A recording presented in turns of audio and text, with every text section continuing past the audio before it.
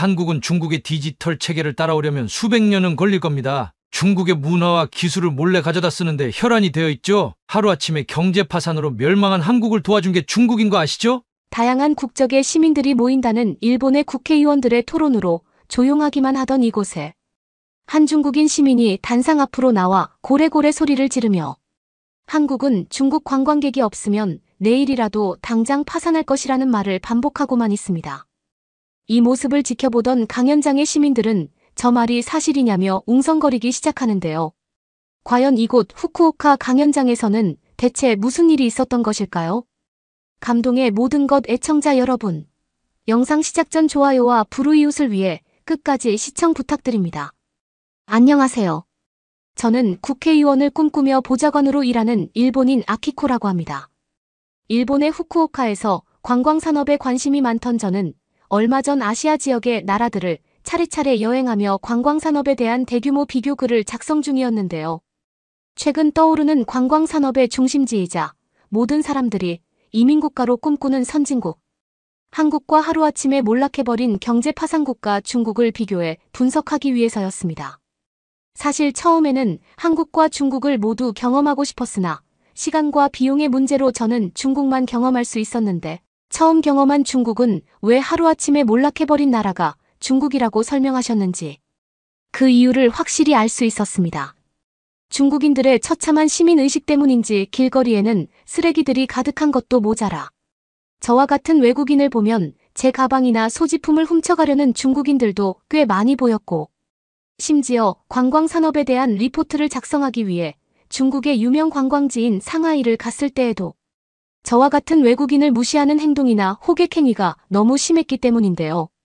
그렇게 저는 저 대신 한국을 경험한 친구의 촬영 비디오와 제 중국 촬영기를 비교해 리포트를 작성했고 약 한 달 뒤 다양한 국적의 시민들이 모인 과제 발표 자리에서 중국과 한국을 비교하는 리포트의 발표를 기다리고만 있었습니다.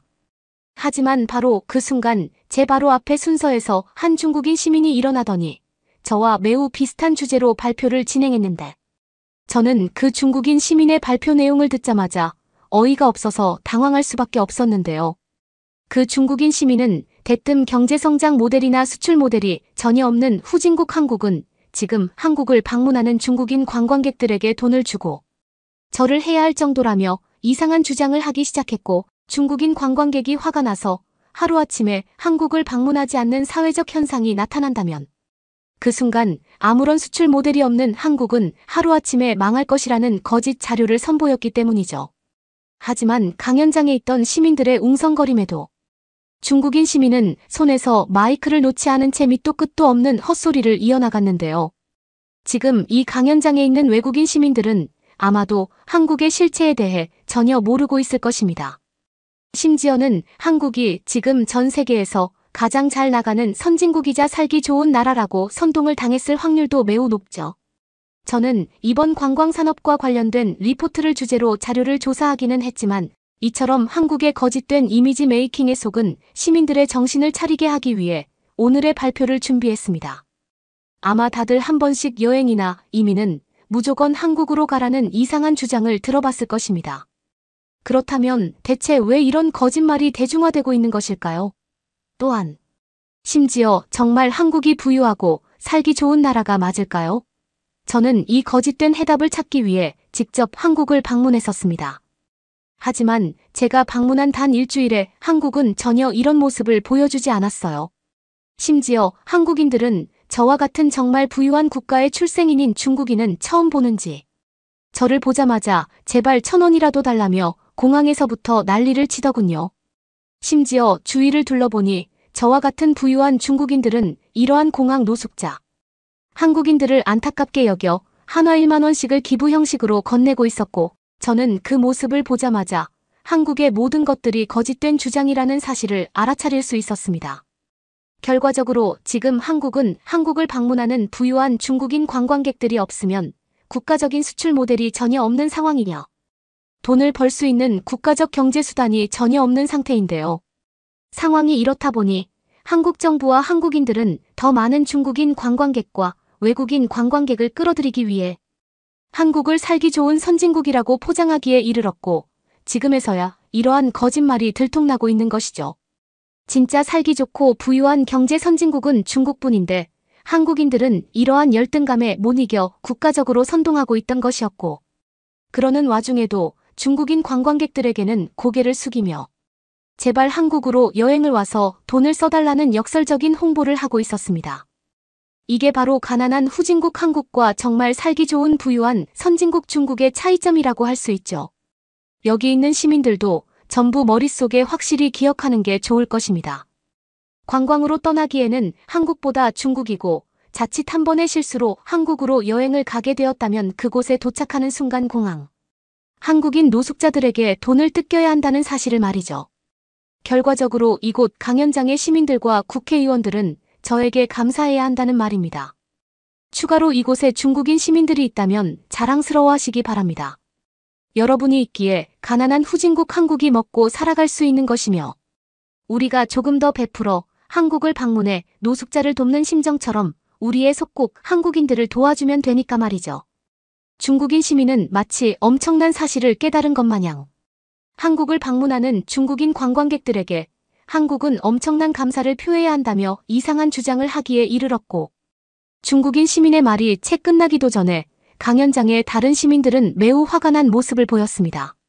심지어 제가 직접 경험한 중국과 같은 곳에서 태어난 중국인이 맞는지, 그 중국인 시민은 중국의 현재 상황이 마치 엄청나게 부유하고 경제적으로 여유가 있는 나라처럼 표현했고, 저는 그 중국 시민의 거짓 허풍에 코웃음이 절로 나왔죠.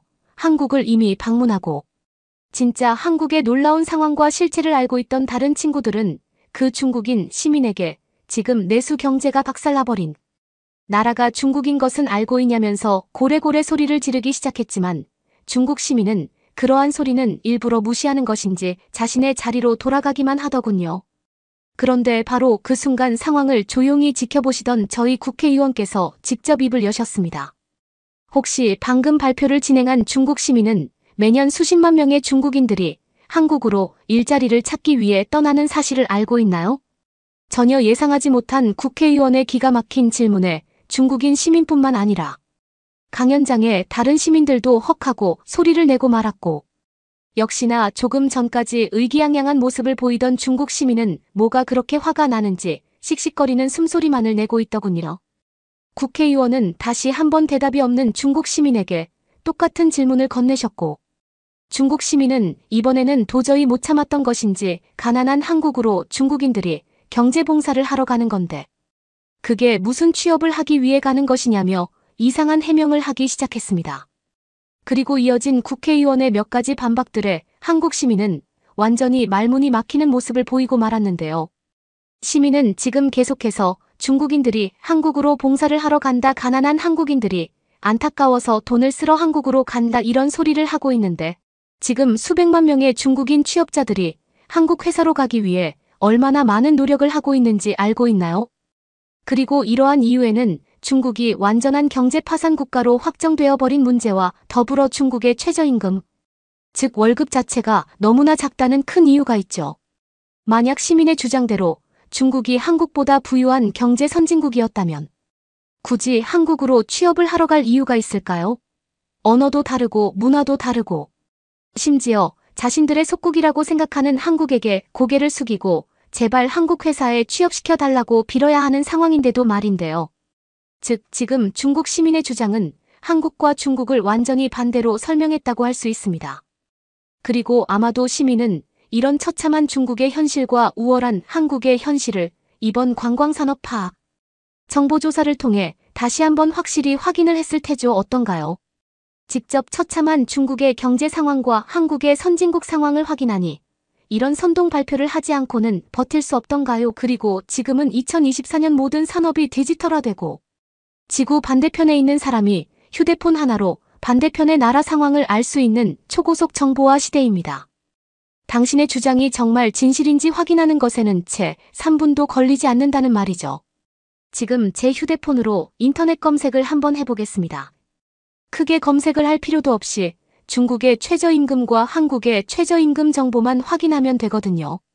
국회의원께서는 휴대폰과 강연장 화면을 연결하신 뒤 검색 시스템을 통해 한국과 중국의 최저임금을 비교하는 숫자를 직접 화면에 띄워 놓으셨고, 그 숫자가 화면에 나타나자마자 중국 시민은 한국 정부에게 넘어간 검색 기록 사이트에 선동 거짓 표기라며 울분 섞인 난리를 치기 시작했습니다.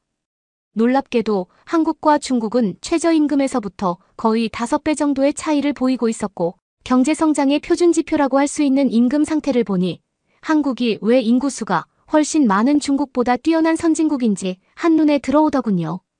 하지만 국회의원께서는 여기서 그치지 않고 그 중국 시민에게 그렇게 자신만만하다면 직접 단상 앞으로 나와보라며 지적하기에 이르렀고, 이어진 국회의원의 질문에 중국 시민은 완전히 넋이 나가고 말았습니다. 이곳에 있는 강연장 시민들은 어쨌든 관광산업과 관련된 토론을 듣는 시민들이니 제가 한국과 중국의 관광산업 실태를 여러 데이터로 비교해 보겠습니다. 아까 중국 시민은 중국인들이 한국으로 가서 관광을 즐기고 한국의 외화벌이 수출에 큰 역할을 한다고 했는데 정보를 확인하니 완전 거짓말이군요. 안타깝지만 한국을 방문하는 73% 이상의 중국인들이 중국에서의 취업 실패나 좌절을 겪고 한국에서 취업을 시도했던 통계가 나타나고 있으며, 이것이 바로 중국의 처참한 국가파멸 실체라고 할 수 있습니다.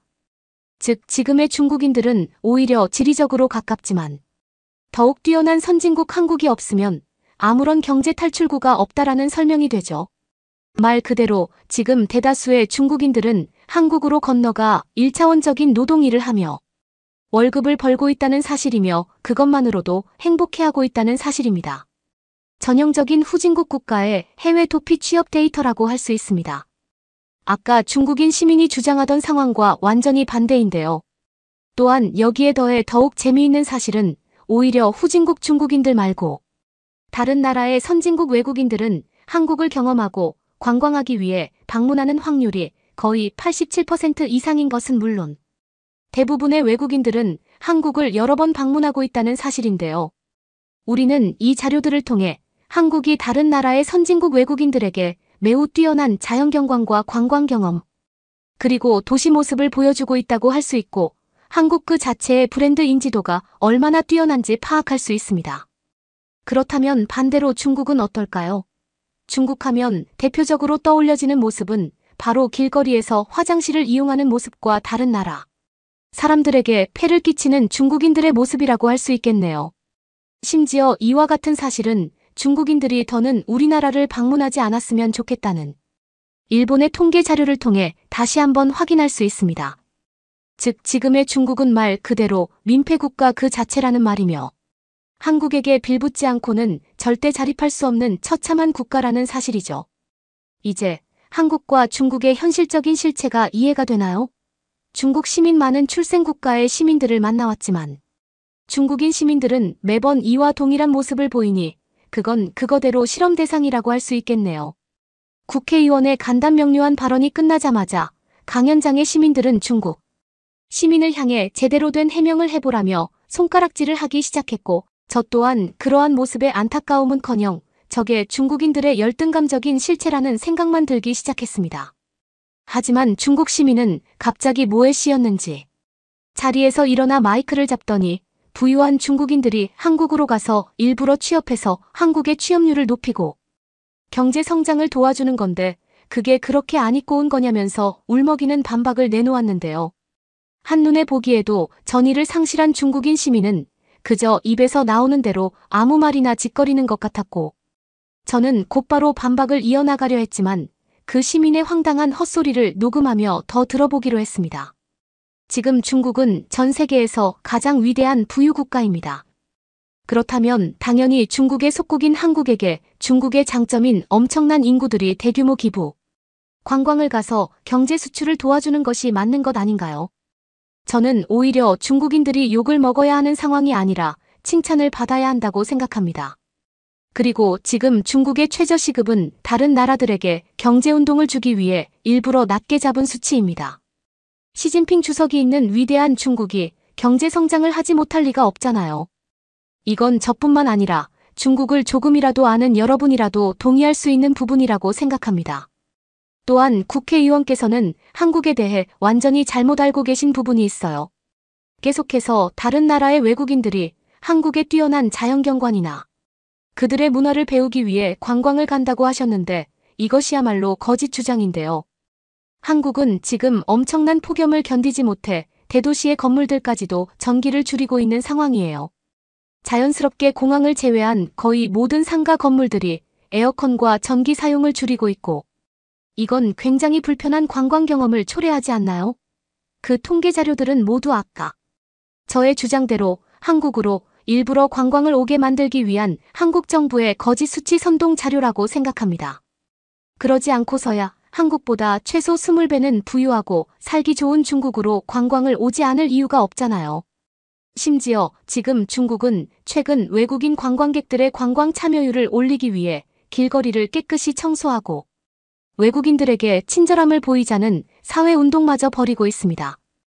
하지만 가난한 후진국 한국은 길거리에 쓰레기도 너무 많고 제대로 배우지 못해 외국인들에게 영어마저 쓰지 못하잖아요. 왜 이런 한국의 실체는 설명하지 않으면서 중국만을 깎아내리시는지 이해가 되지 않습니다.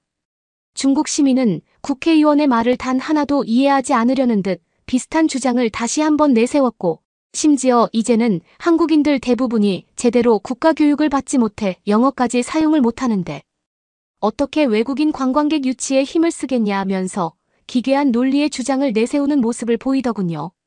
그런데 바로 그 순간 강연장에 있던 한 시민이 자리에서 일어나더니 그 중국인 시민을 향해 기가 막힌 일침을 날리고 말았는데요. 그래서 당신은 중국에서 취업을 할 건가요? 한국에서 취업을 할 건가요? 질문을 날린 외국인 시민은 자신이 한국의 대학교와 연계되는 교환시민 프로그램에 약 4년 이상 참가했던 한국 유학 시민이라며 저 중국 시민의 한국에 대한 설명은 모두 허무맹랑한 소설 속의 이야기라며 코웃음을 쳤고 그가 날린 질문에 중국 시민은 역시나 선뜻 대답하지 못했는데요. 저는 한국에서 약 4년 이상 유학 생활을 해왔던 시민입니다. 그리고 여기에 더해 저는 중국도 약 1년 정도 경험했던 한국과 중국을 동시에 경험했던 유일한 외국인 시민이라고 할 수 있죠. 지금 한국에 대한 세계적인 위상은 그들이 생산해내는 콘텐츠를 보면 더욱 확실히 알 수 있습니다. 한국어부터 한국 영화와 드라마 심지어는 한국인들이 먹는 음식인 한식까지 전부 하나의 콘텐츠화되어 전 세계의 이슈를 만들어내고 있죠. 이건 단순히 이슈거리에서 끝나는 흐름이 아닌 그동안 한국인들이 만들어오고 직접 생활에 접목해 실행해오던 편리한 생활 방식처럼 한국인이 아니라면 그 어떤 누구도 생각하지 못했던 편리한 삶 자체가 한국이라는 나라의 브랜드 파워를 높여주고 있습니다. 극단적인 예로 한국에서는 카드 한 장으로 모든 것을 할 수 있다는 말이 있지만 중국에서는 동전이 없으면 아무것도 하지 못한다는 말까지 있을 정도죠. 이 정도의 차이를 보이는 나라가 한국과 중국인데 한국이 폭염에 전기를 아껴 써야 한다고 주장하는 중국 시민의 주장은 더는 신뢰할 수 없습니다. 오히려 그건 중국이라는 생각이 드는데요. 실제로 지금 중국은 폭염에 힘겨움을 버티지 못해 중국인들에게 자체적인 전기료 모금 운동을 실시하며 국가정부 차원에서 돈을 걷어가려는 모습을 보이고 있고 국가 자체가 너무나 힘겨운 경제 파산이기까지 가버려 중국의 대형 부동산 기업들은 매일매일 길거리에 나앉고 있죠. 그래서 중국을 벗어난 당신과 같은 중국인 시민들은 지금 이곳 외국의 대학교에서 생활하고 있다고 생각합니다. 중국이 정말 살기 좋은 나라였다면 중국인들이 굳이 외국 대학교로 와야 할 이유가 있었을까요? 하지만 한국은 중국과 정확히 반대되는 상황을 보여주고 있죠. 한국에서도 물론 해외 유학을 가는 현상을 보이고 있기는 하지만 그보다 한국의 대학교로 역으로 입학하고 이민을 오는 외국인들이 훨씬 많습니다. 그만큼 한국은 국가적 단위로 보았을 때 매우 매력적인 국가이면서도 다른 나라에서는 느끼지 못하는 삶의 편리함을 제공해주는 나라이고 그들이 가지고 있는 매우 높은 시민의식은 매일매일 청결한 도시를 느낄 수 있는 놀라운 관광 경험을 제공하고 있죠. 실제로 지금 한국에서는 공공장소에서도 휴대폰을 무료로 충전할 수 있고 낮과 밤을 가리지 않고 길거리를 돌아다니거나 배달 음식마저 자유롭게 먹을 수 있습니다. 이런 한국에서는 사소한 것들이 바로 우리가 머물고 있는 지금 일본과 중국에서는 절대 사소하지 않다는 것이 큰 문제이죠. 중국 시민은 지금이라도 이곳 강연장의 시민들과 국회의원에게 사과하고 중국의 처참한 현실을 알아차렸으면 좋겠네요. 당신이 그렇게 한국에 대해 거짓 발언을 하면서 선동작전을 펼쳐도 이제 속을 사람은 더는 없습니다. 그렇게 하지 않아도 한국은 이미 엄청난 인기와 위상이 오른 나라이고 모든 외국인들이 한국으로 관광이나 유학을 가거나 심지어는 이민을 하려는 꿈을 가지고 있으니까요. 외국인 시민의 발언에 강연장에 있던 다른 시민들도 저 말이 맞다 면서 동의하는 모습을 보였고 저는 그 순간 엄청난 충격을 받고 말았습니다. 실제로 한국을 경험해보지는 못했던 저였기에 한국이 저렇게나 많은 사람들에게 영감을 주고 사랑받는 선진국이었나라는 생각이 함께 들었고 과제를 조사하며 아무런 생각 없이 대신 중국으로의 관광산업 실태조사 여행을 선택한 제 자신을 되돌리고 싶었거든요. 그 후 저는 토론이 종료되자마자 한국행 항공 티켓을 끊어 한국으로 향했습니다. 인터넷으로 정보를 조사하던 한국의 모습도 물론 뛰어나기는 했지만 실제 처음으로 마주한 한국은 그 이상의 놀라운 모습을 보여줬는데요. 그 중에서도 제가 제일 놀랐던 것은 바로 한국의 길거리에서였습니다. 한국의 대표적인 음식을 먹기 위해 몇 가지 식당을 체크해 놨었던 저는 지도를 보며 해당 식당으로 향했지만 그 자리에는 난생 처음 보는 전자패드만이 덩그러니 놓여 있었기 때문이죠. 인기가 많았던 식당이라는 인터넷의 정보글과는 달리 가게 앞에는 단 한 명의 사람들도 보이지 않았고 저는 그 순간 강연장에서 들었던 한국에 대한 소문들이 전부 거짓이었나 라는 생각마저 들 정도였습니다. 그런데 바로 그 순간 저는 눈앞의 광경을 의심할 수밖에 없었는데요. 한 한국인 여성이 다가오더니 그 전자패드에 자신의 휴대폰 번호를 입력하고 무언가 체크를 한 뒤 심지어는 전자패드로 미리 메뉴를 고르는 믿지 못할 모습을 보여줬기 때문이죠. 그랬습니다. 한국은 엄청난 디지털 선진국인 이유 때문인지 사람이 많아 대기를 해야 되는 맛집.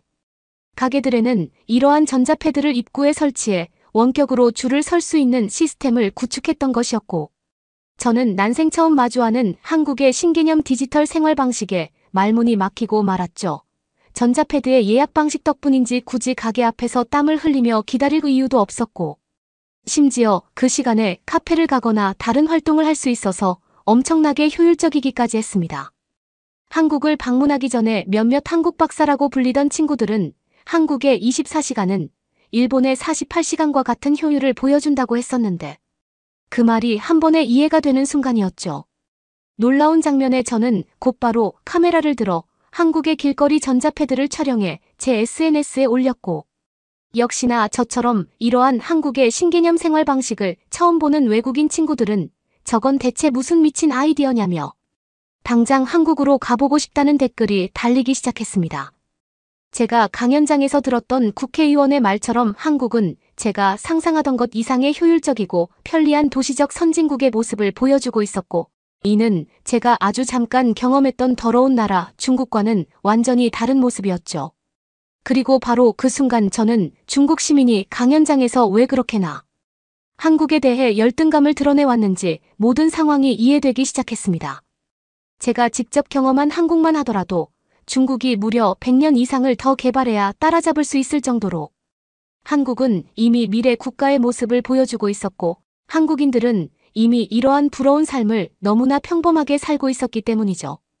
아마 제가 다시 일본으로 돌아가 토론 중 중국 시민을 발견한다면 그들의 선동 발언은 단 한마디로 제압할 수 있을 것 같네요. 한국은 중국인들이 100년을 노력해도 따라잡을 수 없는 기록적인 도시 모습을 이미 갖췄다고 말이죠. 구독과 좋아요 부탁드리며 사연자분께 전해드릴 댓글도 남겨주시면 전달해드리겠습니다. 그러면 더욱 감동적인 다음 사연으로 넘어가겠습니다. 도둑이야, 제발 좀 도와주세요.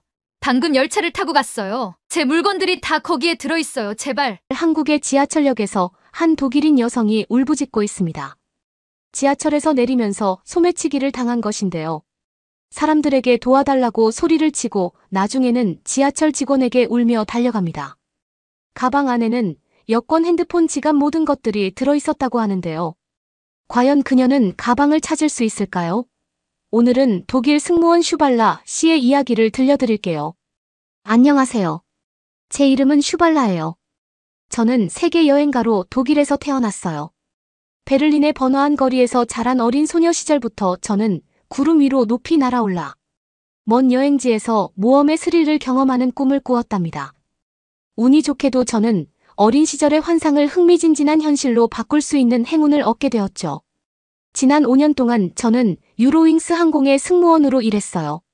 저희 항공사는 5개 대륙 100개 이상의 도시로 운항하고 있으며 그 덕분에 저는 지구상에서 가장 유명하고 화려하며 역사적인 장소들을 수없이 많이 방문할 수 있었어요. 만리장성을 따라 걷고 노르웨이 피오르드를 항해하고 코스타리카의 화산을 트레킹하는 등 다양한 경험을 할 수 있었어요. 하지만 버킷리스트에 있는 명소를 확인하는 것만이 전부는 아니었어요. 저는 세계 곳곳을 누비는 일상의 기쁨을 사랑하고 있어요. 저의 일반적인 일주일은 여러 차례 비행기를 타고 전 세계를 횡단하는 것으로 시작돼요.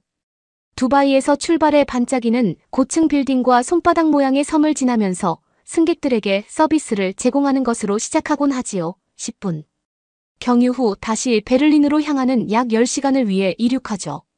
독일 내 다른 지역이나 외국에서 온 관광객이 처음 방문했을 때 당황한 관광객을 잘 안내할 수 있다는 점에서 저는 제가 이런 다문화 국가 도시에서 자란 것이 행운이라고 생각해요. 다음 날에는 유럽으로 떠나기 전에 캐나다나 프랑스로 가는 단거리 여행에 배정될 수도 있죠. 경유지는 항상 그 자체로 모험이에요. 저는 공항에서 몰래 빠져나와 제한된 시간 동안 최대한 많은 현지의 정취를 만끽하려고 노력해요.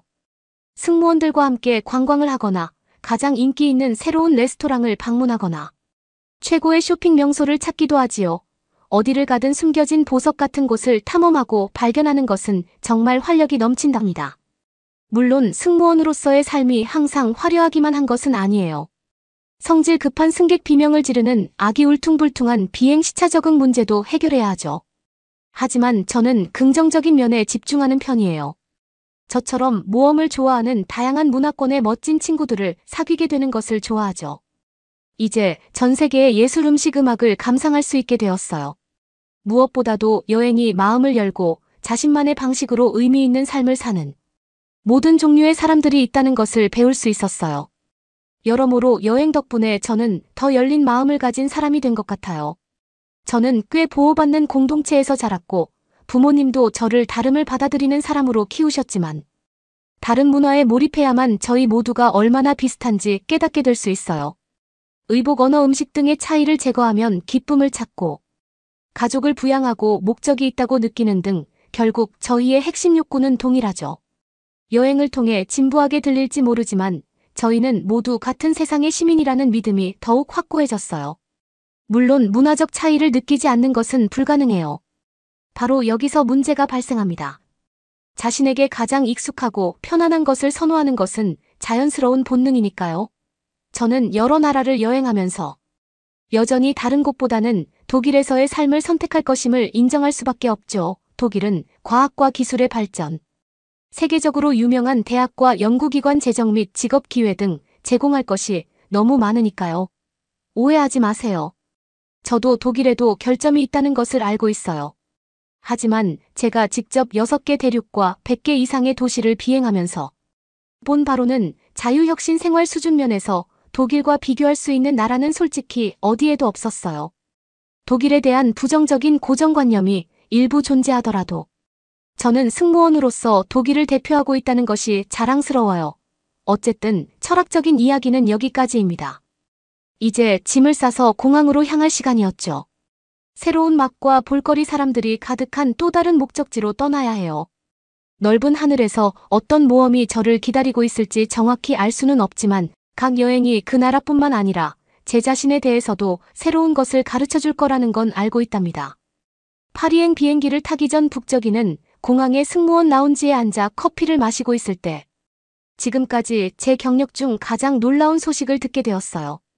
제 절친한 친구이자 동료 승무원인 체리노가 활짝 웃으며 제 맞은편에 앉았어요. 체리노와 저는 입사 첫날부터 함께 승무원 교육을 받았고 그 이후로 계속 친하게 지내왔죠. 경유지에서 새로운 도시를 함께 여행할 수 있도록 비행 스케줄을 맞추기 위해 저희는 항상 최선을 다하고 있답니다. 슈발라, 놀라운 소식이 있어. 체리노가 외쳤습니다. 방금 서울로 정근을 수락했어. 이제 나는 다음 달에 떠나. 저는 커피에 질식할 뻔했습니다. 서울 대한민국 아예 그곳으로 옮긴다고 저는 믿기지 않는 표정으로 물었어요. 체리노는 열심히 고개를 끄덕였어요. 나는 어학 프로그램에 지원했어. 신입 한국인 승무원을 교육할 영어 원어민이 필요하대 3년 동안 근무하고 한국어 수업도 전액 제공된대. 그리고 마음에 들면 연장을 요청하거나 다른 회사 직무에 지원할 수도 있다고 하더라고. 이 폭탄 같은 발표를 받아들이는 동안 저의 머릿속이 빙글빙글 돌았어요. 체리노는 항상 항공사에서 국제선 장기 근무를 꿈꿔왔기 때문이죠. 하지만 전 세계 수많은 목적지 중에서 한국은 이상하게도 선택하기 어려운 곳이었어요. 한국에 대해 아는 바가 거의 없던 저에게 한국은 보수적이고 고압적인 사회로 보였기 때문이죠. 한국의 교육 시스템은 학생들이 출세를 위해 밤낮 없이 공부하는 등 끊임없이 경쟁하는 것처럼 보였어요. 가장 문화 역시 모든 사람의 설명에 따르면 끝없이 이어지는 일로 매우 가혹해 보였어요.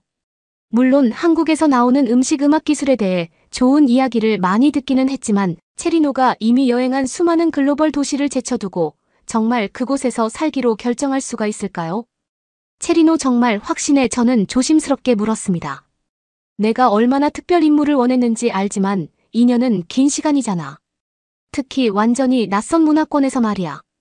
서울에서는 평소처럼 외국인 친구들을 만날 수도 없을 텐데. 아니 나는 그 어느 때보다 확신에 차 있어 체리노가 자신있게 말했어요. 이 프로그램에 지원하기 전에 많은 조사를 했어.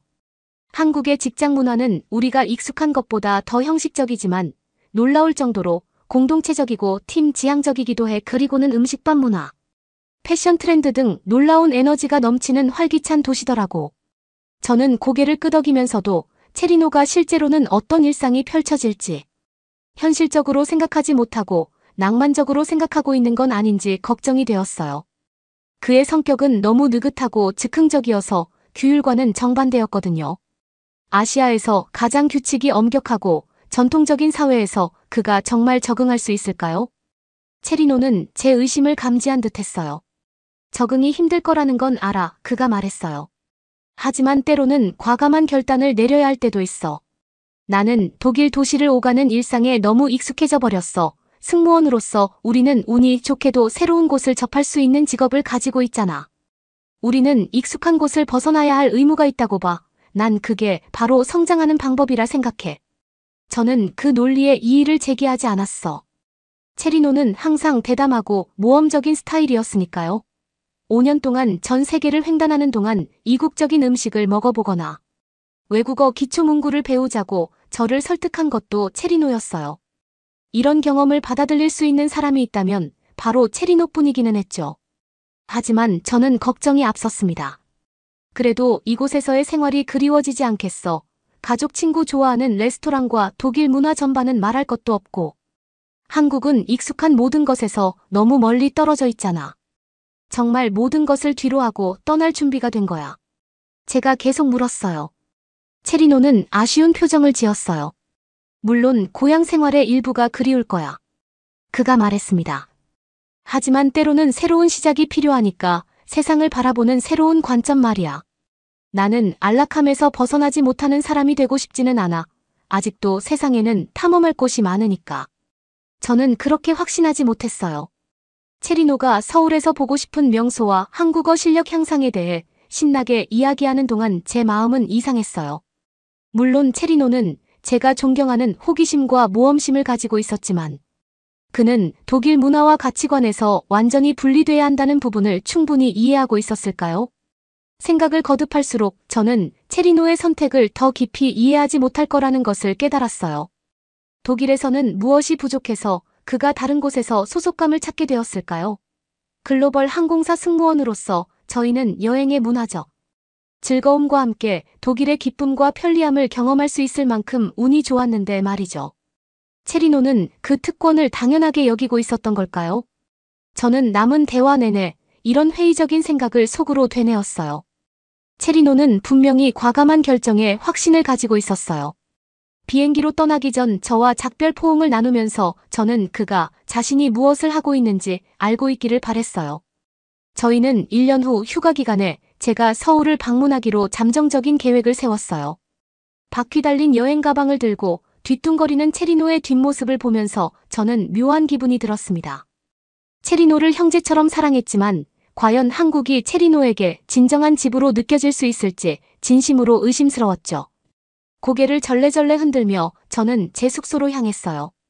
이 임무는 체리노에게 힘든 여정이 될 것이라고 저는 확신했습니다. 하지만 지금으로서는 지구 반바퀴 떨어진 곳에서 응원하는 것밖에 제가 할 수 있는 일이 없었죠.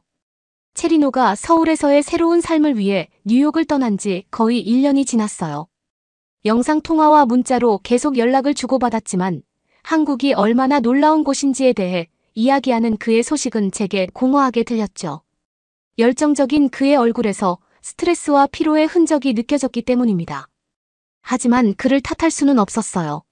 체리노가 인스타그램에 올린 사진들은 네온 사인이 가득한 초현대적인 도시가 독일의 라이프 스타일과는 동떨어진 것처럼 보였으니까요. 이국적인 음식, 알아들을 수 없는 언어, 낯선 사회적 신호와 관습은 체리노에게 상당한 문화적 충격이었을 거예요. 그 사이 저는 유로윙스 항공을 위해 독일의 주요 도시를 오가는 편안한 일상에 안착해 있었어요. 새로운 목적지에 대한 설렘도 좋았지만 저는 독일 생활에 익숙한 안락함으로 정기적으로 돌아가는 것도 좋았어요. 그러던 어느 날 미국의 경유지에서 항공사로부터 아시아 지역 책임자를 만나고 싶다는 요청을 받고 깜짝 놀랐어요. 활주로가 내려다 보이는 미니멀한 회의실에서 저는 독특한 임무를 제안받고 한 번 더 놀랄 수밖에 없었죠. 유로윙스 항공의 아시아 지역 확대로 인해 서울에서 신입 승무원 교육을 담당할 경력직 독일인 승무원이 필요하다는 것이었어요. 교육생들이 영어 능력과 국제 서비스 표준을 습득할 수 있도록 3년간 배치될 예정이었죠. 저는 갑작스러운 제안으로 인해 머릿속이 빙글빙글 돌아 잠시 멍하니 앉아 있었습니다. 서울로의 이전은 전혀 예상하지 못했던 일이었으니까요. 아시아 총괄이 열정적으로 역할과 혜택에 대해 설명하는 동안 저는 조용히 고개를 끄덕이기만 했죠. 그래서 어떻게 생각해요? 슈발라 그녀가 마침내 물었습니다. 큰 결정이라는 건 알지만 독일과 한국 승무원들 간의 유대감을 형성하는데 당신이 적임자라고 생각해요. 그리고 비자, 숙소, 문화, 교육 등을 전폭적으로 지원할 테니 가시기 전에 준비할 것들은 많지 않을 거예요. 저는 여전히 머뭇거리며 망설였어요. 저를 생각해 주셔서 영광입니다. 제가 겨우 말을 이어갔습니다. 하지만 진지하게 생각해 볼 시간을 좀 주실 수 있을까요? 3년 동안 해외로 이사하는 것은 큰일이라서요. 물론 며칠 정도 천천히 생각해보고 결정해도 돼요. 부서장이 친절하게 대답했어요. 완전히 새로운 문화를 경험할 수 있고 회사의 글로벌 성장의 일부가 될 수도 있는 기회입니다. 훌륭한 경력 기회가 될 거예요. 저는 머릿속이 빙빙 돌며 멍한 상태로 그녀의 사무실을 나섰어요. 체리노를 제외하고는 아는 사람이 아무도 없는 서울로 이사해서 익숙한 도시 생활을 떠난다고요. 그 생각에 두려움이 엄습했어요. 저처럼 일상에서 위안을 얻던 사람에게는 문화 충격이 극심했을 테니까요. 하지만 제 머릿속에서 작은 목소리가 어쩌면 이것이 저에게 필요한 종류의 변화일지도 모른다고 속삭이고 있었어요. 최근 저는 여행에서 불안감과 영감의 부재를 느꼈고 국제선 비행기에서 문화에 제대로 참여하지 못한 채 그저 무미건조하게 움직이기만 했기 때문이죠. 한국처럼 완전히 새로운 환경이 저에게 다시 모험심을 불러일으킬 수 있을까요? 체리노가 들려준 서울의 야시장과 산사, 활기찬 에너지에 대한 이야기가 머릿속을 맴돌기 시작했어요. 제 삶을 뿌리째 뽑는다는 것이 무섭게 느껴지기도 했지만 한편으론 지금이 저만의 도약의 순간이 아닐까 하는 생각도 들었어요. 그 후 몇 주 동안 저는 끝없이 흔들렸습니다. 항공사는 답을 원했고 저는 결정을 내릴 수 없었기 때문이죠. 결국 마감 전날 저는 서울에 있는 체리노에게 즉흥적으로 전화를 걸었고 배정 수락 버튼 위에 손가락을 가져다 대고 있었죠.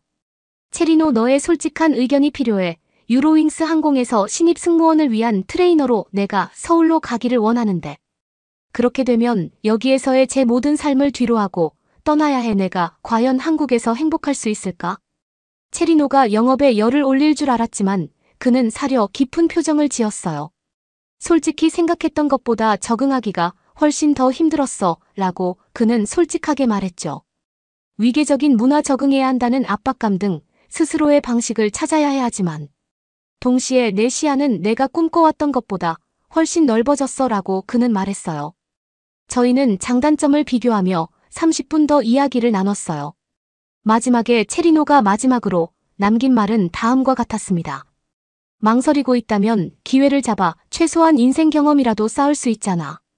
열린 마음으로 들어오면 한국도 너한테 분명히 마음을 열 거야. 전화를 끊은 후에도 제 손가락은 여전히 휴대폰 화면을 맴돌았습니다. 제가 미지의 세계로 도약할 용기가 있었을까요? 순간. 어려움 속에서도 서울에서 자신만의 길을 찾아가고 있는 체리노의 모습이 떠올랐습니다. 독일 생활이 전 세계의 사람 문화 아이디어와 얼마나 얽혀 있는지, 그리고 제 인생 여정에서 이런 모험과 성장의 기회를 갖게 된 것이 얼마나 큰 행운인지도 깨닫게 되었죠. 심호흡을 하고 수락을 눌렀습니다. 몇 초 후 제 휴대폰이 진동했어요. 체리노가 보낸 메시지였죠. 내가 자랑스러워 슈발라, 이제 날개를 펼 준비가 되었구나. 한국에 오는 걸 환영해. 그래, 익숙한 안락함은 이제 안녕이다. 한국 내가 간다. 비자, 서류 작업, 뉴욕 아파트 짐 싸기. 가족 및 친구들과의 눈물겨운 작별 인사를 마치고 청명한 가을날 드디어 저는 서울 인천공항에 도착했어요. 체리노는 공항에 도착하자마자 저를 크게 안아주며 자신이 생활 중인 도시를 보여줄 수 있다는 설렘에 들뜬 표정으로 저를 맞이해 주었어요. 공항 밖으로 나오자마자 저는 혼란에 빠졌습니다. 서울은 수많은 사람들이 거리를 오가며 활기차게 움직이고 있었어요. 네온사인으로 된 한글 간판과 광고판이 제 감각을 압도했죠. 포장마차 냄새, 외국어 소리, 심지어 가을의 쌀쌀한 기운마저도 혼란스럽게 느껴지기 시작했어요. 체리노는 유로윙스 항공에서 제공한 숙소로 가기 위해 택시에 짐을 싣는 것을 도와주었어요. 저희는 멀리 안개가 자욱한 산으로 둘러싸인 고층 빌딩 숲 사이로 차를 몰았습니다. 체리노는 쉬지 않고 수다를 떨며 여행 가이드 역할을 하고 길을 따라 명소들을 짚어주었어요.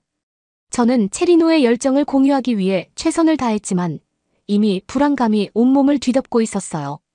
뉴욕에서는 지하철을 이용하고 좋아하는 테이크아웃 음식을 고르고 사회적 규범과 무언의 규칙을 아는 등 모든 것이 자연스럽게 작동되었지만 이제 모든 상호작용에는 노력이 필요했어요. 그 후 몇 주 동안의 문화 충격은 저를 완전히 혼란스럽게 만들었어요. 경직된 사무실 위계질서 때문에 저는 여러모로 눈치를 봐야 했어요. 한국 트레이너 팀은 제가 열린 마음으로 피드백을 요청해도 제 제안을 무시했죠.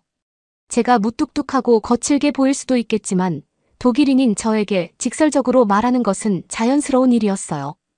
업무 외에 일상생활도 마찬가지로 엄청나게 힘들어 보였어요.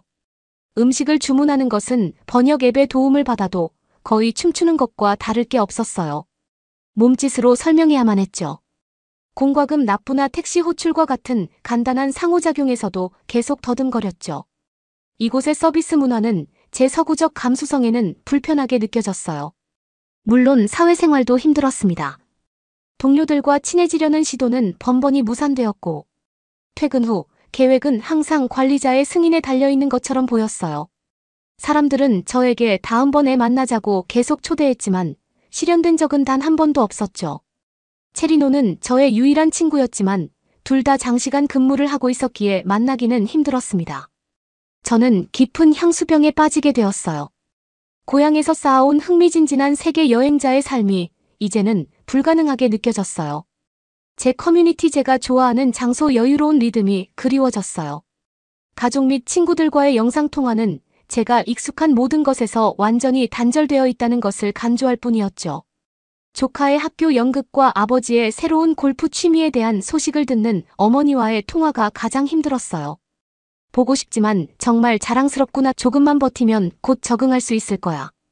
라고 엄마는 격려해 주셨죠. 하지만 사실 서울은 완전히 삭막하게 느껴졌고 저는 하루하루 목적 의식이 없었습니다. 제가 가장 힘들었을 때 3달 정도 지났을 무렵 저는 우울함에서 벗어날 수 있는 경험을 하게 되었어요.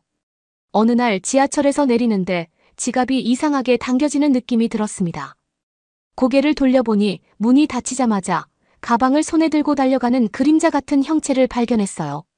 저는 여권, 지갑, 휴대폰 등 제 모든 것을 가지고 열차가 출발하는 순간 충격에 얼어붙어 서 있었어요. 다른 승객들은 정중하게 눈을 피했죠. 저는 바닥에 주저앉아 울고 싶었습니다. 대신 저는 절박한 손짓으로 대중교통 직원에게 다가갔어요. 놀랍게도 그의 얼굴은 즉시 걱정으로 주름이 잡혔어요. 그는 무전기에 대고 빠른 한국어로 말하며 저를 단호하면서도 부드럽게 사무실로 안내했습니다. 곧이어 영어를 구사하는 직원이 제 진술을 받고 경찰에 연락하기 위해 도착했어요. 심지어 제 여권에 대해 독일 대사관에 연락할 수 있도록 도와주었죠. 제가 만난 모든 사람들이 진심으로 걱정하는 표정을 지었고 그들의 몸짓에서 응원이 느껴졌습니다. 환승 사무실에서 경찰이 도착하기를 기다리는 동안 직원은 따뜻한 커피 한 캔과 도시락에서 간식을 건네주었어요. 곧 경찰이 제 사건에 출동해 가해자의 영상을 확보하고 순찰대를 보내 그의 위치를 수색하기 시작했어요. 저는 외국인의 절도 사건을 신속하고 성실하게 수사하는 경찰의 모습에 감탄했습니다. 4시간 만에 소매치기를 체포하고 저는 도난당한 물건을 되찾을 수 있었어요. 알고 보니 도둑은 제가 생각했던 한국인이 아니라 관광비자로 입국한 중국인이었습니다. 경찰은 제 소지품을 돌려주면서 제가 한국에서 겪은 고통에 대해 진심으로 사과했죠. 저는 이 낯선 사람들의 친절에 할 말을 잃을 정도로 감사함을 느꼈어요. 그날 밤 택시를 타고 집으로 돌아오는 길에 저는 저의 부당한 편견들을 반성했어요. 저는 한국인이 이기적이고 불친절하다고 판단했었고 그 이면에 있는 관대함과 가치는 전혀 고려하지 않았어요. 한국인의 진정한 배려심이 빛을 발하는 데는 확실히 이번 위기가 필요했습니다. 오늘 한국인들의 행동은 진정한 공동체 정신을 증명했어요. 질서 권위 순응을 강조하는 한국 문화가 제게는 제한적으로 느껴졌지만 그 안에도 진실성이 담겨 있다는 것을 알 수 있게 되었습니다. 제 관점이 바뀌고 벽이 점점 허물어지고 있었어요. 이후 며칠 동안 직접 담근 김치를 가져다주는 동료들, 단골빵집 아줌마가 빵을 하나 더 주는 등 곳곳에서 작은 친절을 발견하게 되었어요. 제가 소속되기를 바라는 사람들의 작은 노력들이었죠. 체리노와의 저녁 식사에서 저는 한국을 제대로 이해하려는 노력 없이 불평만 했던 저의 잘못을 고백했어요. 체리노는 새로운 사람이라면 누구나 적응하는데 어려움을 겪게 되어 있어 라고 친절하게 말했어요. 하지만 열린 마음을 유지하는 것이 중요해. 서울에서는 삶이 빠르게 움직이니까. 그 안에서 스스로의 리듬을 찾기만 하면 돼. 저는 몇 주가 지나면서 제 자신이 그렇게 되기 시작했음을 느꼈어요. 세탁소 아줌마들과 함께 언어 연습을 하고 베테랑 직원들로부터 직장 내 위계 질서에 대한 조언을 얻게 되었죠. 또 체리노와 함께 푸드마켓을 탐험하면서 제 모험심이 다시 살아나는 것을 느꼈어요. 지갑 도난 사건은 의외로 뜻밖의 축복이었습니다. 잘못된 첫인상이 깨지고 제 마음이 다시 열릴 수 있도록 도와주었으니까요. 이 매혹적인 나라에 대해 더 알아야 할 것이 많았지만 한 가지 분명한 것은 한국이 저를 가장 좋은 방식으로 놀라게 했다는 사실입니다. 그러면 더욱 재미있는 다음 사연으로 넘어가겠습니다. 구급차 좀 불러주세요. 제발요, 제발. 한국의 한 호텔에서 한 독일인 남성이 배를 부여잡고 호텔의 직원에게 간신히 전화를 하고 있습니다. 얼굴은 창백하고 식은 땀이 미친 듯이 나고 있는데요. 잠시 뒤 구급대원들이 도착해 남성을 보고는 깜짝 놀라고 맙니다. 남성은 빠르게 병원으로 옮겨지는데요. 이 남성은 한국의 병원에서 나을 수 있을까요? 오늘은 독일의 베이퍼 씨의 이야기를 들려드릴게요. 안녕하세요. 저는 해양보호운동가 베이퍼입니다. 저는 전 세계를 여행하며 바다와 바다에 사는 동물들을 보호하기 위해 노력하고 있어요. 호주 시드니에서 거대한 바다거북을 보기 위해 다이빙을 하고 하와이 바다의 다시마 숲에서 물개가 노는 모습을 보았으며 호주의 유명한 그레이트 베리어 리프를 탐험하기도 했어요. 이렇게 많은 곳을 다녀보았지만 아직 제가 많은 시간을 보내지 못한 곳은 아시아였죠. 그래서 저는 큰 해양생물학 컨퍼런스에서 한국에서 새로운 해양보호 프로젝트에 대한 강연이 있을 예정이라는 소식을 듣고 꼭 참석해야겠다고 생각했죠. 저는 강연이 시작하기 30분 일찍 도착해서 맨 앞자리에 앉아 있었어요. 강연자는 한국 남해안 제주도 출신의 박진수 박사라는 과학자였어요. 박진수 박사는 한국 바다에서 발견되는 놀라운 생물 다양성에 대해 이야기하며 강연을 시작했어요. 그는 2,000개가 넘는 섬은 암초부터 해초밥 갯벌에 이르기까지 다양한 해양 서식지를 의미하고 있다고 했습니다. 그는 플랑크톤의 먹이가 되는 영양분이 유입되도록 도와주는 한반도 주변을 소용돌이치는 주요 해류가 표시된 지도를 보여주었어요. 그리고 그는 일본과 한국 사이의 바다는 차가운 북쪽, 바다와 따뜻한 남쪽 바다가 섞이는 곳이라고 설명해 주었습니다. 이 혼합바다는 12,000여 종의 생물을 지원하는 환경을 조성해 주었죠. 다음으로 그는 제주도 앞바다에서 진행 중인 대규모 산호 복원 프로젝트에 대해 이야기하기 시작했어요. 저는 아시아와 바다라고 하면 항상 일본과 중국을 먼저 떠올렸기 때문에 꽤 놀랐어요. 하지만 박진수 박사가 보여준 숫자는 정말 인상적이었습니다. 예를 들어 작년에 손상된 산호초의 재성장을 위해 12,000개 이상의 산호 조각을 이식했어요. 산호는 석회암 골격을 만드는 작은 동물로 산호 조각들이 모여 산호초를 형성했습니다. 새로운 해양보호구역을 조성한 이후 지난 3년 동안 어류 개체수가 21% 증가했습니다. 이는 해양 생태계가 더 건강해졌다는 좋은 신호이죠. 그들은 위성 데이터를 사용하여 조류 번성이나 육지로부터의 오염 유출 등을 모니터링하며 이를 통해 수질에 대해 선제적으로 대응할 수 있도록 노력하고 있었어요. 박진수 박사가 이야기를 더 많이 할수록 저는 더 많은 관심을 갖게 되었어요. 정말 획기적인 일이라는 것이 분명했기 때문이죠. 저는 한국의 해양생물과 보존에 대해 제가 아는 게 별로 없다는 걸 깨닫게 되었어요. 저는 한국이 해양환경 보호에 앞장서지 않는다고 생각했던 것 같아요. 하지만 제가 틀렸어요. 좀 더 진지하게 박진수 박사는 한국이 세계에서 가장 높은 해산물 소비율을 자랑하는 나라 중 하나라고 설명했어요. 좁은 국토에 4천만 명이 넘는 인구가 살고 있다는 것은 해양 자원에 대한 엄청난 수요를 의미했죠. 이는 수세기 동안 어패류 개체수에 많은 압박을 주었어요. 하지만 한국인들은 바다와 밀접한 관계를 맺고 있어 바다를 보호해야 한다는 의식을 갖게 되었어요. 강연 발표의 마지막 부분은 미래에 초점을 맞추고 있었어요. 박진수 박사는 제한된 보호서식지 통로와 번식지 지도를 보여주었죠. 로봇 잠수함 드론 수중 카메라를 이용한 첨단 모니터링 프로그램 계획을 공유했어요. 또 지역 어민과 커뮤니티를 친환경 노력에 참여시켜야 한다는 것을 강조했습니다. 최첨단 과학과 지역사회의 지원의 결합은 정말 인상적인 계획이었어요. 강연이 끝나고 저는 아시아의 해양 보호에 대한 저의 관점이 완전히 바뀌었다는 것을 깨달았습니다. 저는 분명히 이곳에서 배워야 할 것이 있었어요. 그래서 저는 강연이 끝나고 질문에 답하고 나서 바로 박진수 박사님께 인사를 드렸어요. 저희는 산호초 복원 프로젝트와 어획량 제한 및 어구, 개조와 같은 지속 가능한 방법으로 지역 어민들의 참여를 유도하는 방법에 대해 이야기를 나누었죠.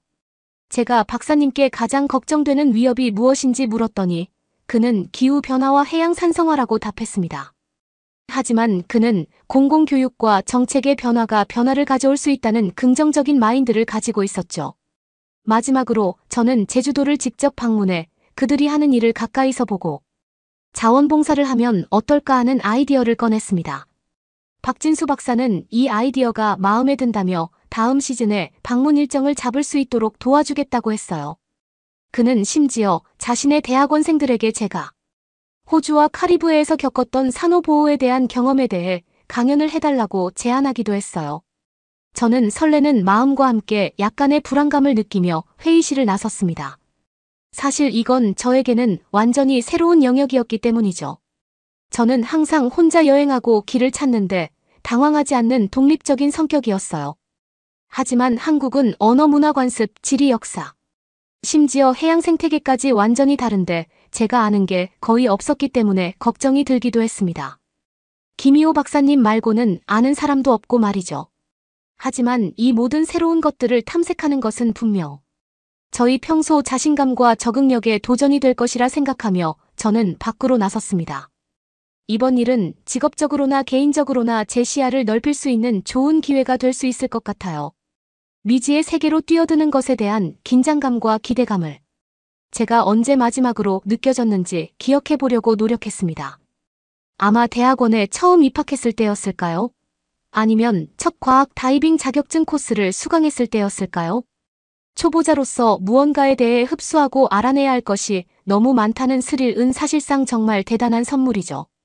그리고 한국에는 제가 아직 상상조차 할 수 없는 방식으로 해양 보존에 대해 배울 것이 많다는 것을 저는 이미 알고 있었어요. 제 아내 과학자는 새로운 환경과 문화에 대해 배우는 것을 좋아합니다. 그리고 제 아내 모험가는 익숙한 곳을 완전히 벗어난 곳으로 여행을 떠날 준비가 되어 있었어요. 그래서 저는 집에 돌아오자마자 박진수 박사님께 이메일을 보내 제주도 방문 초대를 수락했습니다. 저는 이번 여름에 대규모 산호초 이식 수술이 진행되는 동안 제가 방문할 계획을 세웠어요. 아직 항공편과 숙소를 알아보고 예산을 책정해야 합니다. 그리고 한국어 공부도 꼭 시작해야 하죠. 도착할 때까지 기본적인 회화 정도는 할 수 있으면 좋겠어요. 저는 이번에 또 다른 모험을 떠납니다. 모두 행운을 빌어주세요. 샌프란시스코에서 서울까지 비행시간이 10시간이 넘었어요. 저는 그 시간을 이용해 한국어 표현과 관습을 조금이라도 더 복습하려고 노력했습니다. 누군가를 만날 때 악수 대신 고개를 숙여야 한다는 사실을 알고 계셨나요? 한국은 오랜 역사와 전통을 가지고 있다고 읽었는데 아무래도 지구 반대편에서 온 저에게는 적응하는데 시간이 좀 걸릴 것 같네요. 하하, 다행히도 여행 전 급하게 짐을 싸고 막바지 업무를 처리하느라 피곤해서 잠에 조금 들기는 했지만 인천국제공항에 도착했을 때는 아직 피로가 풀리지 않은 상태였어요. 하지만 그때부터 진짜 모험은 시작되었습니다.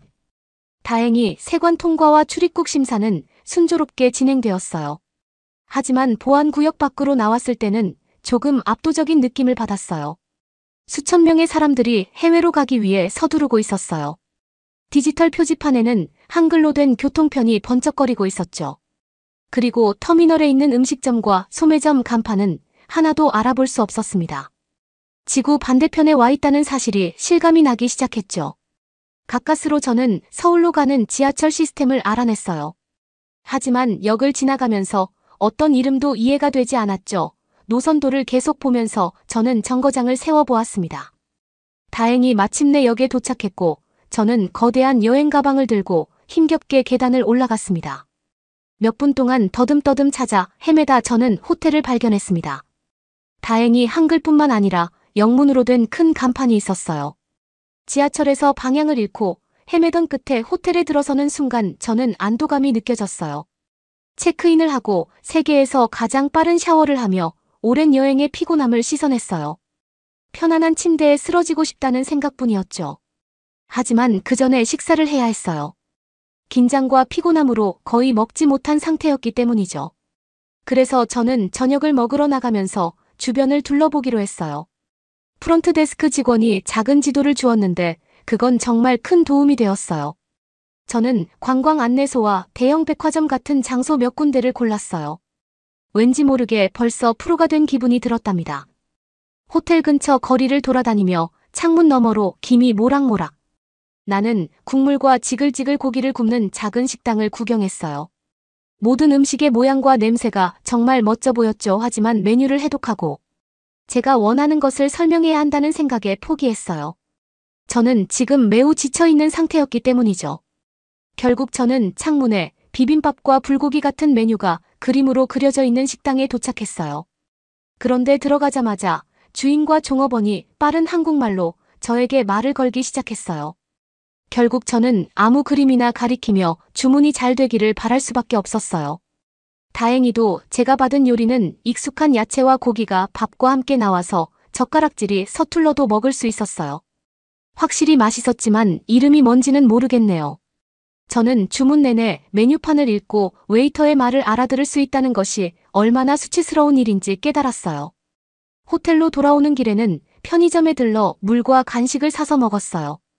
어린 시절 여행길에 들렀던 휴게소가 생각나서 정말 즐거웠습니다. 진열대에는 알 수 없는 맛의 이상한 사탕과 탄산음료가 가득했어요.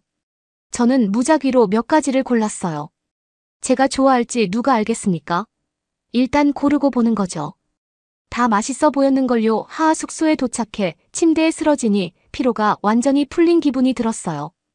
때문에 몸이 오후 9시라고 생각했는데 서울에서는 전혀 다른 시간이었어요. 제 몸속 시계는 완전히 혼란스러운 상태였죠. 멍한 상태에서 마지막으로 주변 환경에 적응하지 못했다고 느꼈던 때가 언제였는지 기억해 보려고 노력했습니다. 아마 대학 신입생이 되어 처음으로 집을 떠났을 때였을 겁니다. 오늘 하루 종일 제 몸에는 시차 적응과 문화 충격이 겹쳐 다가온 것 같아요. 10시간의 긴 숙면의 시간 후에 저는 조금 나아진 기분으로 잠에서 깨어났어요. 저는 방에 있는 작은 주방에서 아침 식사로 계란을 스크램블했어요. 그리고 앞으로 며칠 동안 시차를 극복하고 제주도로 향하기 전에 방향을 잡기 위한 계획을 세우기 시작했죠. 첫 번째 단계는 지도에서 발견한 관광 안내소를 찾는 것이었어요. 다행히도 지하철역 바로 앞에 있었죠. 친절한 안내원 아주머니는 독일인 관광객을 안내해주는 것을 매우 반겨주는 분이셨어요. 그녀는 경복궁과 전통 가옥이 있는 북촌 한옥마을과 같은 주요 명소를 가리키며 서울 지도를 표시해 주셨습니다. 그리고는 그날 오후에 제가 도보 투어를 신청할 수 있도록 도와주기도 하셨죠. 가이드 투어는 스트레스를 덜 받으면서 도시를 흡수할 수 있는 좋은 방법이라고 생각했어요. 투어는 정말 환상적이었어요. 가이드는 왕궁 사찰 성문시장에 대한 역사적인 세부 사항을 재미있게 설명해 주었어요. 저는 한국 문화와 전통에 대해 많은 질문을 했죠. 물론 한국어라 모든 것을 이해하기는 조금 어려웠지만 다행히 가이드는 매우 인내심이 많았어요. 다른 관광객들은 캐나다, 프랑스, 브라질 등지에서 다양하게 온 사람들이었어요. 덕분에 그들의 눈으로 서울을 보는 것도 재미있었어요. 투어가 끝나고 저는 지하철을 한 번 더 타보기로 했어요. 이번에는 호텔로 돌아가는 길의 방향을 한 번만 틀렸어요.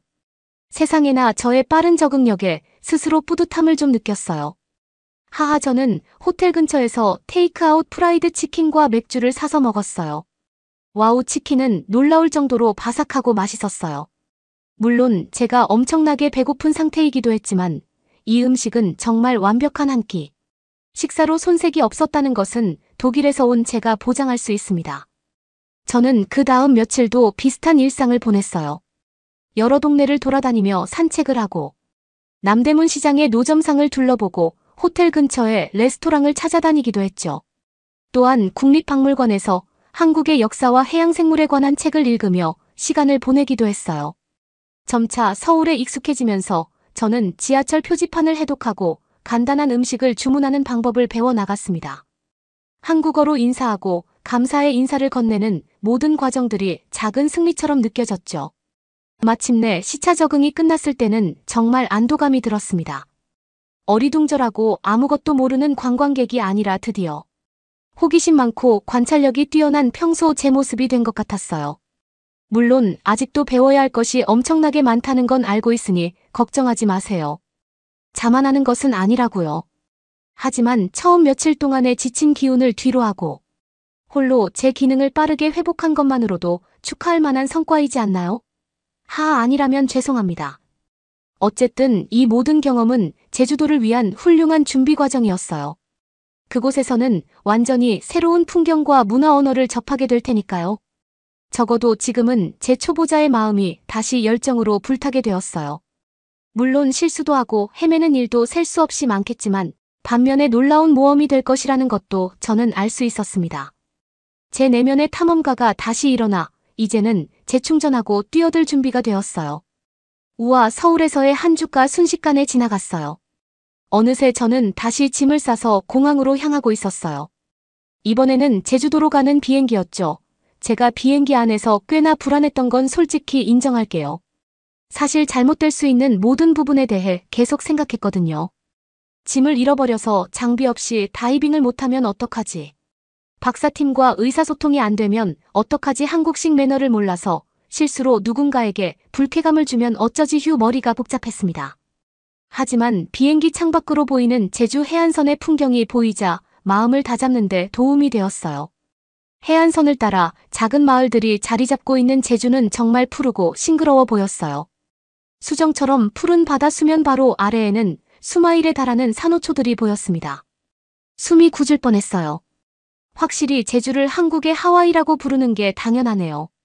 제주에 도착하자 고윤정이라는 팀원이 어서 오세요. 알렉스라고 적힌 커다란 팻말을 들고 저를 맞춰주었어요. 그녀는 성산마을 근처에 있는 제가 묵을 연구시설로 가는 택시를 잡아주었죠. 연구소는 해변가에 있는 작은 건물 캠퍼스에 있었어요. 도착했을 때 박진수 박사와 몇몇 대학원생들이 식당에서 저를 맞이해 주었어요. 따뜻한 환영을 받은 후 그들은 트윈 침대와 책상, 복도 끝에 있는 공용 화장실이 있는 소박한 방으로 저를 안내해 주었어요. 호화로운 리조트 생활은 아니었지만 바다의 경치가 이를 보상해 주었죠. 다음으로 오리엔테이션을 위해 저는 연구실로 향했습니다. 다른 연구원들이 자기소개를 했고 저는 모든 이름을 정확하게 발음하기 위해 최선을 다했죠. 박진수 박사는 오염과 표백으로 훼손된 인근 산호초를 복원하는 연구에 대해 설명하기 시작했어요. 발표에서 산호초를 되살리고자 하는 그의 열정이 느껴졌습니다. 설명 중 가장 불안했던 부분은 다이빙 안전 수칙에 대한 설명이었어요. 허가를 받기 전에 연습 수조에서 장비와 기술을 시연해야 했기 때문이죠. 고향에서는 이런 일이 당연하게 여겨졌을 겁니다. 하지만 모든 사람이 지켜보고 있고 영어로 된 지침이 어눌해서 많이 저는 더듬거렸어요. 차분하게 각 단계를 기억하기 위해 정말 집중해야 했죠. 결국 시험은 통과했어요. 정말 다행이었죠. 긴 하루의 여행과 오리엔테이션을 마치고 저는 잠에 들었어요. 다음 날 아침 저는 슈트를 입고 한국 바다에서 실제 다이빙을 하러 나섰습니다. 열대바다에 몸을 담궜을 때는 정말 놀라운 기분이었어요. 머리 위로 햇살이 파도 사이로 반짝이며 제 거품이 수면 위로 올라가고 있었죠. 몇 미터 내려가자마자 저는 이 산호초가 특별하다는 것을 알 수 있었어요. 다양한 생명체들로 가득했거든요. 줄무늬 물고기들이 지나갔고 성게 말미잘 산호 카펫이 그 아래를 가득 채우고 있었어요. 제가 가까이 헤엄치면 흰 동가리떼가 아내놈에서 튀어나왔어요. 그리고 뿔처럼 생긴 산호들이 서로 겹겹이 쌓여있는 산호초 구조 자체도 놀라웠죠. 그 다음 일주일 동안 저는 제주도 곳곳에서 다이빙을 했습니다. 각각의 장소가 이전보다 더 장관처럼 보였어요. 희귀한 갑각류가 바위에 달라붙어 있는 수중 속을 헤엄쳐 다녔어요. 더 깊은 바다에서는 마치 떠다니는 파이프 기관처럼 보이는 검은 산호 위를 유영하기도 했죠. 그리고 해안 근처에서는 파도에 흔들리는 해초와 다시마로 이루어진 수중 정글을 탐험했어요. 이 모든 다이빙은 최고의 교육처럼 느껴졌어요. 해양 생물학자들로부터 제주 주변의 수중 지리에 대해 많은 것을 배울 수 있었기 때문이죠. 또 과학자들은 저에게 실질적인 연구 기술도 가르쳐 주었어요. 기구를 이용해 어류 조사를 하고 산도와 수온을 측정했어요.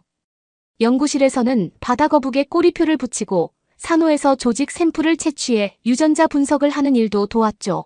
이 모든 기술들이 저를 더 나은 환경, 보호주의자로 만들어줄 거라는 생각에 너무 즐거웠어요. 다이빙을 하지 않을 때는 저는 연구소에서 새로운 친구들과 어울렸어요. 저녁에는 고기와 채소로 속을 채운 전통전을 만들어 먹었어요. 저녁에는 친구들이 좋아하는 제주도 바와 레스토랑에 데려갔어요. 매콤한 국물에 삶은 문어와 해산물이 들어간 해물찜과 칼칼한 매운탕 같은 새로운 요리를 먹어볼 수 있었죠. 저희는 밤늦게까지 이야기하고 농담을 주고받으며 이야기를 나누었어요. 언어의 장벽에도 불구하고 저는 모두에게 환영받는 느낌을 받았어요. 주말은 섬을 탐험할 수 있는 자유시간이었어요. 저는 산에 올라 계곡에서 풀을 뜯는 야생마를 보러 가기도 했어요. 또 해변과 절벽을 따라 몇 마일을 걸으며 해안 경치를 감상하기도 했죠. 그리고 제주시의 시장과 카페를 돌아다니며 맛보기도 했어요. 물론 감귤 와인부터 오메기 떡까지 와우 새로운 기념품들도 많이 살 수 있었죠. 마지막 주말에는 연구소 팀과 함께 보트를 타고 작은 섬으로 피크닉을 갔어요. 저희는 스노클링을 하며 햇살을 만끽했습니다. 그리고 매콤한 돼지갈비와 채소를 구워 먹었죠. 식사 후 야외에 앉아 소주를 마시며 완벽한 만족감을 느꼈던 기억이 납니다. 정말 완벽한 낭만과 해방감을 느낄 수 있었어요. 마치 20대 초반이 된 기분이었다고나 할까요? 하하 새로운 친구들과 석양을 바라보며 이 마법 같은 시간이 끝나지 않기를 바랄 정도였죠. 하지만 그 다음 주 저는 떠나야 할 시간이 되었어요. 마지막 다이빙에서 저는 산호 조각을 산호초에 이식하는 작업을 도와야 했죠. 각 조각을 조심스럽게 세척하는 일은 정말 보람찼어요. 저는 제가 진짜 오래 지속되는 무언가를 남기고 있다는 것을 알았어요. 그 작은 산호들은 박진수 박사팀의 보살핌 덕분에 번성하는 서식지로 계속 성장할 것입니다.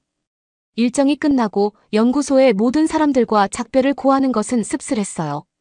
저희는 함께 열심히 일했고 진정한 유대감을 형성했기 때문이죠.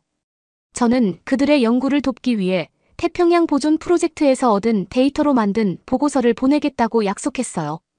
그리고 그들 모두 곧 하와이로 저를 방문하겠다고 맹세했어요.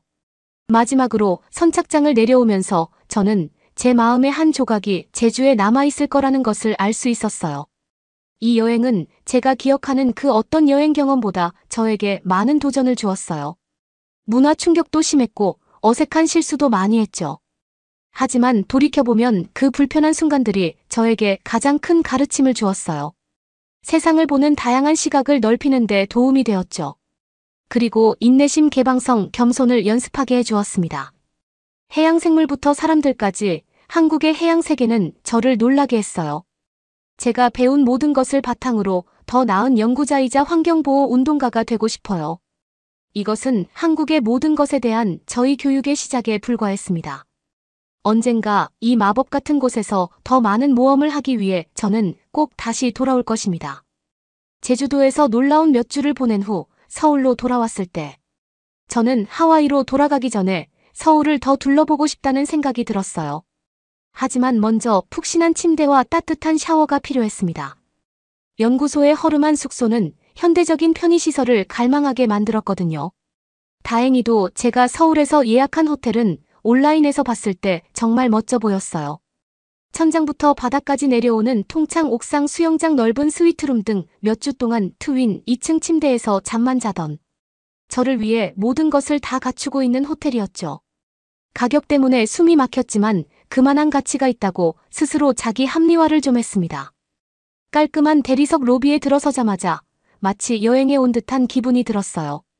제 다이빙 장비와 세탁물이 가득 담긴 더플백이 우스꽝스러워 보일 정도였죠. 리셉션 직원이 완벽한 영어로 친절하게 인사를 건네며 46층에 있는 제 방으로 저를 안내해 주었어요. 숙소 내부는 정말 고급 아파트처럼 놀라웠어요. 저는 행복한 춤을 추며 샌들을 벗고 욕실 욕조를 확인하러 달려갔어요. 도시가 내려다 보이는 욕조에서 오랫동안 뜨거운 물에 몸을 담그고 나니 천국에 온 것 같았어요. 저녁으로 룸서비스를 주문하고 가운을 입고 웅크린 채 대형 TV의 채널을 돌렸어요. 이렇게 편안하고 호사스러운 기분을 느낀 게 언제인지 기억이 나질 않네요. 거위털 베개가 있는 킹사이즈 침대는 저를 편안하게 감싸주었습니다. 한국 여행을 마무리하는 완벽한 방법이었어요. 확실히 사람은 즐길 때는 즐겨야 한다는 것이 맞는 것 같아요. 그렇게 저는 완벽하게 행복한 상태에 빠져 잠이 들었죠. 물론 새벽 2시에 심하게 아파서 깨어나기 전까지는요. 저는 잠에서 깬 이후 4시간 동안 심한 복통으로 침대와 화장실을 오가며 비참한 시간을 보냈어요. 아침이 되자 열이 39도 이상으로 치솟았고 탈수 증세가 심각했죠. 와, 정말 이렇게 아프고 힘들었던 적은 처음이었어요. 저는 의학적 도움이 필요하다는 것을 알았어요. 하지만 언어도 통하지 않고 혼자서 외국 병원을 마주하는 것이 두려웠죠. 만약 어디가 아픈지 알아내지 못하면 어쩌죠? 비용이 비싸면 어쩌죠? 그냥 공항까지 끌고 가서 집으로 돌아가야 할까요? 하지만 경련 때문에 고통이 몇 배가 되고 말았어요. 저는 뭔가 해야만 했습니다. 그래서 떨리는 손으로 전화를 들고 호텔 직원에게 구급차를 불러달라고 요청했어요. 일어나거나 물을 마시려고 할 때 어지러움이 너무 심했어요. 맞아요. 후회하는 것보다 안전한 게 낫죠. 건강이 최고입니다. 곧 문을 두드리며 구급대원들이 도착했어요. 제복을 입은 친절한 두 남자가 들것과 의료 가방을 들고 들어왔어요. 저는 그들의 질문에 대답하려고 애썼지만 서로의 말을 알아듣는데 어려움을 겪을 수밖에 없었어요. 그들은 제 바이탈을 측정하고 놀란 표정으로 들것을 가리키며 손짓을 했습니다. 하지만 전원 걷기에는 너무 힘이 없었기에 들려갔죠. 구급차를 타고 서울 시내를 달리는 것은 정말 비현실적이었습니다. 창밖으로 보이는 아름다운 동네 풍경이 고열로 인해 흐릿하게 보였어요. 저는 의식을 유지하는 데에만 집중했습니다. 병원에서는 저를 검사실로 데려가 링게를 연결해 주었어요. 정신을 잃은 상태에서도 간호사들이 얼마나 효율적이고 세심하게 환자를 돌보는지에 대해 놀랐습니다.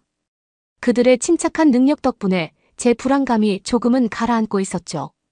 당직 의사는 제한된 영어로 무슨 일이 일어나고 있는지 최선을 다해 설명해 주었어요. 제가 이해하기로는 그들은 먼저 심한 탈수 증상을 치료하기 위해 수액과 메스꺼움에 대한 약물을 투여했으며 오염된 음식이나 물로 인한 감염이나 기생충 등 원인을 파악하기 위해 더 많은 검사를 진행해야 한다는 것이었어요. 의사의 차가운 손길과 차분한 어조는 제가 끔찍한 경련을 이겨낼 수 있도록 도와주면서 공포를 진정시켜 주었습니다. 그 후 몇 시간 동안 간호사가 와서 바이탈을 확인하고 수액을 놔주러 오는 동안 저는 불안한 잠에 빠졌다가 깨기를 반복했어요. 어느 순간 의사가 걱정스러운 표정으로 돌아왔습니다. 검사 결과 서양인에게는 거의 발견되지 않는 위험한 박테리아가 저에게서 발견되었다고 말했죠. 낯설게 들리긴 했지만 그 의미는 분명했습니다. 박테리아가 제거될 때까지 병원에 입원해야 한다는 것이었죠. 저는 너무 기진맥진하고 메스꺼워서 다시 기절하기 전에 간신히 알겠다고 대답했어요. 얼마 후 정신을 차렸을 때 병원이 저를 개인 병실로 옮겼다는 사실을 깨달았습니다. 욕실 거울에 비친 제 모습을 보니 창백하고 땀에 흠뻑 젖어 헝클어진 머리가 마치 물에 빠진 사람처럼 보였어요. 화려한 호텔에서의 휴가를 상상했던 것과는 전혀 다른 모습이었죠. 나약한 저는 그저 그 상황에 체념했습니다. 의료진은 그들이 무엇을 하고 있는지 알고 있었어요. 저는 그저 그 과정을 믿어야만 했죠. 간호사가 문을 열고 들어와 밝은 인사를 건네자 저도 미소를 지을 수 있었어요. 그녀의 따뜻한 태도에 이 낯선 곳에서도 제가 보살핌을 받고 있다는 느낌을 받게 되었습니다. 그 후 며칠 동안 훌륭한 병원 직원들의 간호를 받으며 건강을 되찾을 수 있었어요. 약물치료, 수액, 건강검진, 죽과 같은 부드러운 식사로 하루 일과를 보냈죠. 제가 다시 부드러운 음식을 먹을 수 있게 되었을 때 간호사는 함께 기뻐해 주었어요. 제가 가장 좋아했던 것은 미역국, 마치 보약 같은 고소한 국물이었죠. 의사들은 감염이 줄어들고 간 수치가 호전되고 있다는 소식을 전해줄 정도로 영어를 구사해 주었어요. 휴식과 금주라는 의사들의 엄중한 경고도 분명하게 전달되었죠. 간호사들은 항상 침착하고 인내심을 가지고 설명해 주었기 때문에 검사 결과는 더 이상 저를 당황하게 만들지 않았습니다. 비록 언어가 통하지는 않았지만 숙련된 간호사들의 손길에 안심할 수 있었거든요. 또한 보다 따뜻한 치료를 받았습니다. 물리치료사는 매일 저와 함께 복도를 걸으며 제가 계속 움직일 수 있도록 도와주었어요. 제가 어지러울 때는 제가 다시 제자리를 찾을 때까지 든든하게 받쳐주었죠. 다른 때는 제가 거의 기절할 때까지 어깨와 팔을 마사지해주기도 했어요. 간단한 손길에도 그런 따뜻함이 전해졌어요. 그 긴 시간 동안 저의 유일한 동반자는 책과 한국 대중가요를 틀어주는 작은 라디오뿐이었어요. 지루함이 극에 달했을 때 저는 복도를 돌아다니며 다른 환자들에게 손을 흔들기도 했어요. 비록 많은 이야기를 나눌 수는 없었지만 그런 친근한 교류가 제 기분을 좋게 해주었죠. 저는 소박한 인간관계의 순간을 소중히 여기는 법을 배울 수 있었어요. 마침내 한 달처럼 느껴졌던 일주일이 지나고 퇴원해도 좋다는 연락이 왔습니다. 마지막 혈액 검사와 간 스캔 결과도 정상으로 나왔죠. 식욕도 돌아와서 새끼를 든든하게 먹을 수 있을 정도였어요. 날 음식과 술을 피하면서 천천히 회복해야 했지만 최악의 상황은 지나갔어요.